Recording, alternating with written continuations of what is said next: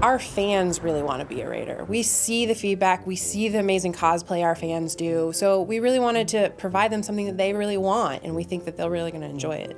When you enter Nuka World, there's a sort of settlement where the raiders are, but they don't have the whole park.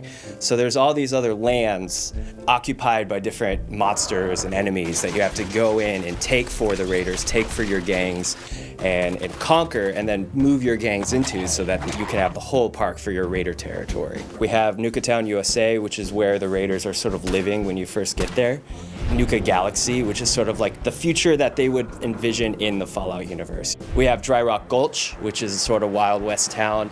We have Safari Adventure, which is like the zoo. The bottling plant, which is called the World of Refreshment, is sort of like a tour of the bottling plant. We also have Kitty Kingdom, which is where all the kitty rides are. When you arrive there, you're put into position of being what we call the overboss, which is sort of the ruler of all these gangs. We're giving players the chance to sort of be the bad guy, to sort of be the guy raiding through the Commonwealth and taking what they want. We don't necessarily make you the absolute most evil raider. You can actually be we jokingly call a kind-hearted raider, if there is such a thing. People hear raider, they think you're going to do wholesale slaughter. We actually took great pains to make sure that that wasn't a requirement. We have 3 distinct gangs, each with their own vibe, each with their own backstory, so it lets you choose not just to be a raider, but what kind you want to be. The Disciples are sort of your classic, very bloody, very violent gang. Then you have the Operators, and they're sort of your stealthy, sort of come at you from the shadows, a little more technologically oriented raider gang, and then the Pack, and they're just absolutely crazy.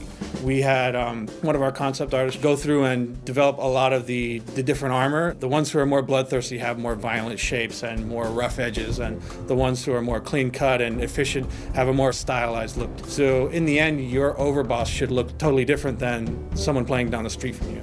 We do have a nice new gun set in there that still has a raider vibe, the handmade assault rifle. Then on top of that, we have really fun new weapons like the paddle ball, which has a whole bunch of different attachment or mods that you can add. Spikes, you can have shocks, fire, and you can eventually use the weaponized Nuka-Cola to make it sort of like a nitroglycerin paddle ball and pop people's heads. Then we have the acid soaker, where you just hose people down with this toxic acid that melts them.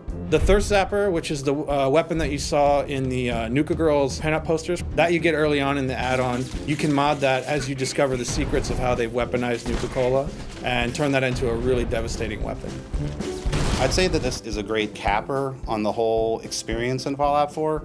So as far as working on a project of this duration, I think this was a nice way of saying like, hey, it's time for a vacation now. You're going to this amusement park, but you're also taking a break from saving people and rescuing settlements to sort of let your hair out. We've had a wonderful time making this add-on, and we really think that everyone will enjoy it, and we can't wait till you get your hands on it.